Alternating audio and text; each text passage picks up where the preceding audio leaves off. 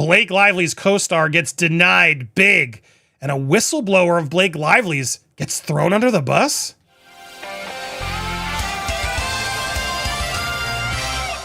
Welcome to Popcorn Planet. I am Andy Signore, and I got two big docket entries I wanted to go through. This one about this Daily Mail reporter. As we were live, I feel like I really uncovered what actually happened. And it's good and bad for Justin, I gotta be honest. As is this response from the judge about Isabella Ferrer, the young Lily castmate from It Ends With Us. Now, it's mostly a pro for Justin, to be fair. The judge denied both requests for sanctions and to be removed from the subpoena. However, the judge did not agree that Justin's lawyers could just serve her lawyer, which is kind of frustrating. Frustrating because I do think Isabella clearly knows there's a subpoena. She's kind of playing Where's Waldo and like, come find me, you didn't come to the right places. And now there's a lawyer that's here that can clearly accept it. And they're like, Judge, can we just hand this as a lawyer? And the judge is like, no. And the reason why the judge says no, I don't think he's being biased. I think he's spot on the money here, where he basically is saying, listen, you're trying to paint her as someone who's evading, and that's a big thing. So in order to do that, I have to make sure that you prove that you really did it, that you really tried to demonstrate a diligent attempts. And they say you did not, because they go in and they kind of use the things against them. I want to go here. The Wayfarer, here it is. And if the diligence requirement is to have any teeth, it must be that when challenged, the party seeking alternative service must demonstrate that not only, here's the quote. The two affidavits of due diligence included the motion to provide reason to counsel, blah, blah, blah. In their reply, the Wayfarer parties offered no more than an assurance that the two addresses which service of subpoena was attempted were not derived out of thin air. In other words, in the face of the challenge to whether they conducted adequate due diligence, they simply asked the court to trust me, bro. It's what it is, except that they chose the locations out of thin air. But the burden is on Wayfarer to justify alternative service. The due diligence is on them. The Wayfarer parties explain that they did not provide this information because doing so seems unnecessary given that Ms. Ferrer has a counsel who now appeared. It's true that, yes, I can do that when appropriate, but basically it's like, you got to go find her first. The counsel has not filed motions in the case, otherwise exempt. It's in good faith, can seek advice of counsel. It does, just because a counsel appeared doesn't mean, basically he's like, no, you did not actually do your due diligence. And I got to say, I see what the judge is saying, because think about it. And this is, I'm going to be honest, because I call out both sides of the way I see it. If Friedman and Justin's side have her paperwork to pay her, her license for release, I don't know, you would think in a big movie like that, Wayfarer Productions, somebody in the production office has her address. Drivers probably picked her up, whatever it was. Maybe they flew her out, but still, you need her license to buy the plane ticket. You would think someone in the production would have a valid license or address for Isabella Ferrer. So if that's the case, why wouldn't you have just said that to the judge? Why would you write two things about, oh, Your Honor, I assure you there's a good reason why, and we don't need to burden you with reasons. Just say, we went to the place that she filled her paperwork with.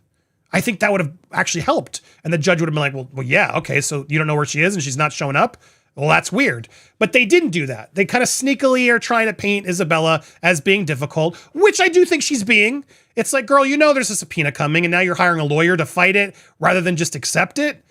Come on, everybody's kind of wasting time in this, and that's what's frustrating to me. So I wish Wayfarer would have done that. Now, they still can. They can prove me wrong. This was without prejudice. So they can go back and attempt to prove to the judge and now actually waste the court's time to explain why these were real attempts and they did their due diligence.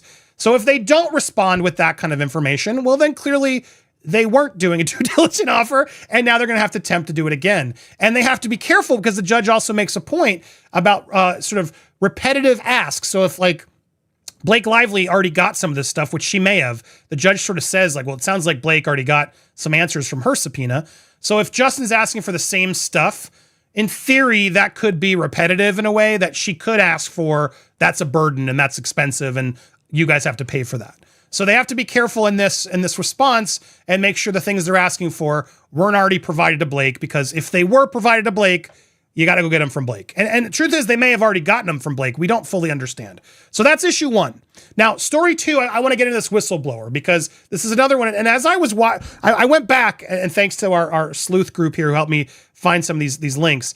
As I went back, I was coming at the story, and I think a lot of people are coming at the story, aiming their sensors and triggers at James, this Daily Mail writer who seemingly now is turning on Justin. But actually, I don't see it that way. It's pretty clear what happened. And I think all parties made a mistake here. But ultimately, Brian Friedman is defending his client, Justin. And if that means rolling over this reporter and throwing him under the bus, clearly that's what he's going to do to protect Justin. At the same time, it's not the best look because this guy, James, did step up. For what don't know the backstory, if you go back to Justin's amended complaint, the Daily Mail reporter is here and is actually talking to Leslie Sloan, Blake Lively's thing. And as you go through this, it's really good to revisit this because this was a period where Melissa Nathan and Justin's side and Leslie Sloan, Blake's side were agreeing to a truce. We will not talk to the press. We will not spread bad things about each other. There's chats where Melissa's like, I'm not going to do it. Let me know. And then they're like, agreed. And then Leslie Sloan gets an email, text from this Daily Mail reporter. Something's going on. What's going on? You have it wrong. Your reporters are wrong. Yes, hold the story. The whole cast doesn't like Justin. They hate him. She didn't require script runs, nothing to do with this. She produced the film. She gets a cut, blah, blah, blah, blah, blah. I promise, the reps are lying. They hate Justin. This will not look good for your site. The entire cast will go on record. This needs to hold. She's basically breaking the truce to go stop this bad press. That's honest. That's literally proving the point that Blake was overstepping. And again, this is a smear. This is literally what they're saying we did during the point in question where this smear campaign's happening. Here's proof of Leslie Sloan out there talking to the press off the record to get stories killed and to put bad stuff out about Justin. And nowhere in this does she mention the SH at all. That's what's really interesting about all this. So fast forward to when the claim comes out, the CRD complaint comes out. This same Daily Mail reporter goes to Justin's side and is kind of shocked and basically calls it out and shares some of these text messages from Leslie Sloan. As you can see here, copies them over. And this is now the Daily Mail reporter, James. Leslie Sloan said, the whole cast hits or hates Justin. This has nothing to do with Blake. And now she's saying that Blake was SA'd. Why wouldn't she say anything about that? Now, this is where things got into question. He says later, I misspoke. I didn't mean to say SA. I meant to say SH'd. I regret this error in those text messages. I didn't mean to say that. And I honestly believe he made a mistake there because again, when you look at these text messages, these are written after the CRD complaint dropped. So he's reacting to that. In my opinion, as I read these, no, she said the whole cast hated him and da-da-da-da. She never mentioned anything about harassment or SA. Why wouldn't she have brought that up to me? This is bullshit. She told me the whole issue is that everybody hates him and nothing to do with Blake and she had nothing to do with Blake. He's basically reacting to the claims and they're like, oh my God, what? No way this is true. But here's the problem. Justin's team, Friedman, wrote in this thing, Sloan escalated the false narrative by telling the reporter that Blake was SA'd. An unsubstantiated accusation that not even Lively had gone so far to claim because no one ever claimed it. That's the problem here. Therein lies the rub. This is the only text that we're given as evidence of this. And it's clear he's talking about reacting to the case. And he misspoke and said SA'd and, quickly. And that's his error. That is his error. But clearly that's what he means. And so he's now going back and correcting it. Now on June 5th, and I imagine he did this because Leslie Sloan was probably like, dude, I'm going to sue you to Kingdom Come because we never said that. So they went and made a deal with him to get these messages to see what he actually said. And they provided this declaration, which says, yeah, I made a mistake in that error, which clearly he did because no one ever said SA'd. And I think he just got them mistaken in a sort of a mad dash. But he also makes it clear here, Miss Sloan never told me that Miss Lively was SH'd or SA'd by Justin Baldoni or anyone else. And they didn't ask me about this text or anything else in there. They didn't ask to consult me about what I meant by my use of the term. I did not authorize them to use my text, yada, yada. Penalty of law. So he's sort of clearing the record and saying, I never said that. So now fast forward to today. He files a new one where he reveals He got fired by the Daily Mail. He was used to be hired there, and he was thrusted in this, and he signed a declaration under pressure. That declaration he signed wasn't real. He wished to say more, but the Daily Mail and their attorneys at the time wouldn't allow him to. I was implored to go along with the draft and language framing under the threat that failure to cooperate would jeopardize my job and legal standing. Document appears to be part of a coordinated effort to sanitize and reinforce a falsehood. I don't know about that. While my initial declaration itself was not false, it did not tell the whole story. I believe my termination is retaliatory due to my whistleblowing. I've retained new counsel. He wants to further explain. So now he's like, look, I meant it, what I said. Blah, blah, blah. I am that reporter. I also say that Ms. Sloan never said that she was SH'd or SA'd, and they did not consult me about the use of the text chain.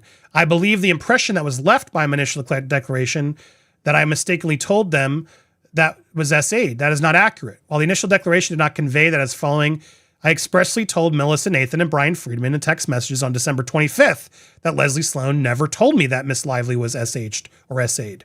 My text message exchange is here. Yet I've come to understand that they've used this defamation thing and it helped them. And I told them in writing it never happened. So I was shocked that these were used in the amended complaint. I had been very clear about that with both Miss Nathan and Mr. Friedman. So he then gave us these new texts. And this is clearly written after this text. This was written on December 20th, they said, or around that time. And then later, here is the new text messages. James, I know it's the holidays, but you have able to screenshot those texts. Thanks, I really appreciate it.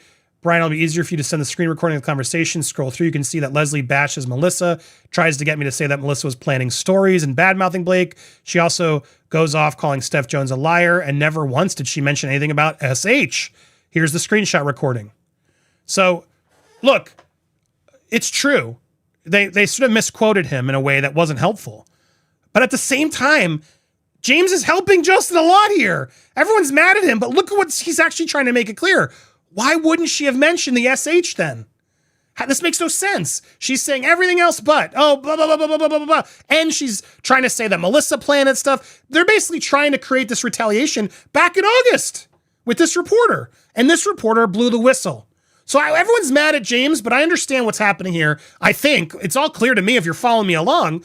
And many times Leslie gives us information, then her client gets mad, and then she comes back and says she never gave it to us. It's a lie. I had many conversations with her about Blake, and never once did she say anything about SA. I had a 3-way call with her and Melissa, and she never said anything about it either. I hope this helps. If nothing else, it shows she doesn't like Melissa, and she tried numerous times to get me to say that Melissa was planning stories or that Melissa was bad-mouthing Blake after. I told her countless times it was not the case. She kept going. Now, everyone's hung up on him saying, oh, you're taking your story, but he's only helping. He's proving Leslie Sloan was trying to throw Melissa under the bus and lie. And, they're planning stories. They're retaliating. And this reporter's like, no, they're not. No, they didn't. I got this info from other people. Melissa's not even helping me get that story. Others told me this story. And then you're out there saying Justin's the problem. Who's smearing who? Who's smearing who? Now, if anything, I see this as James stepping up for Team Justin and the truth. So in a way, actually, I think he's getting a lot of unfair hate. Even I was sort of at first judging him for coming forward the way he done. But James, kudos to you, man. And I'm sorry you're getting so much bad stuff and people trying to expose, he's a liar. I don't think so.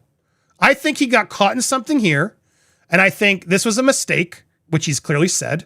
And this was on him. And this has definitely messed things up. And then someone in the law firm use that. And if anything, this is the error. And this is not substantial. This is nowhere was this said. And when they said that Sloan escalated by telling the reporter that Blake was SA'd, he did not tell you that. He didn't. And you guys didn't want to correct it because that probably would have looked bad for Justin. And, the lawyers are going to defend their client at all costs. They're not going to care about this Daily Mail reporter, which is sad.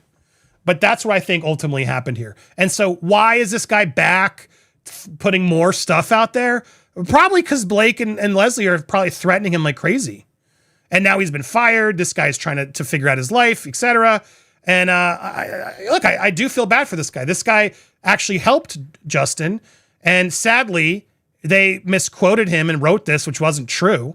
And now he's screwed.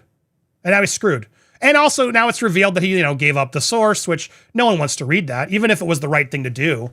This is a risk you do because now anybody can see, well, you're going to share text from the other sources. So look, this is where it is. This is where it is. I'm not, it's unfortunate is how I see this. This is an unfortunate turn of events. And I can see why this James guy is upset. I can see where there's a miscommunication. It sucks. It absolutely sucks. You could be mad at either side. Honestly, I could see both sides of this thing. But at the end of the day, I choose to see the pros in both of these, which is Isabella Ferrer got denied. You don't get to just get out of it, girl. And they messed up and they should have made it clear where those addresses came from, but they're still allowed to go back and they're going to file it. And she's just delaying it, but you're not getting out of this one, Isabella. And furthermore, Leslie Sloan, you sound awful. You sound awful, like really awful. How are you allowed to do this? How is this not exactly what you are alleging Justin did during the time in question that all this was built for? And now as Justin's defending himself, he's still smearing me. No, thank God they're defending themselves because all of this is proving you guys are crazy. This is what publicists do all the time. Publicists are out there to protect their clients and they put out things. And Leslie, you're just as guilty. So anything Melissa, whatever, you did it too. And it seems like you did it worse. Melissa wasn't even telling this reporter anything when she could have. And she actually agreed to your terms. But you went against the terms and showed you can't be trusted. Shame on you, girl. Gross. And James, man, I'm sorry, dude. Look, that's what it is. I hope more people will watch this and spread this out because I think there's a lot of misinformation being spread and exclusive emails and things that are trying to look, it's all clear as day. If you didn't understand it, well, I don't know what else to explain it. Watch it again, maybe. This is very clear that he's saying this in response to the CRD.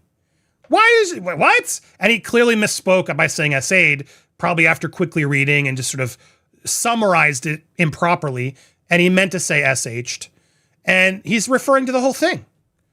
Why wouldn't she have told me when I talked to her back during this time in August that it wasn't that they hate him, but that it was she's SH'd her? She could have told him that off the record. Listen, I'm telling you this off the record. Don't share it. Why wouldn't you tell that if that's the case? What do you guys think? Do you think I've cracked it? I want to hear your thoughts. Whether you're watching live or on the replay, will you make sure that you're hitting that subscribe button, hit the bell for all alerts, smash that thumbs up as well, and leave a comment down below.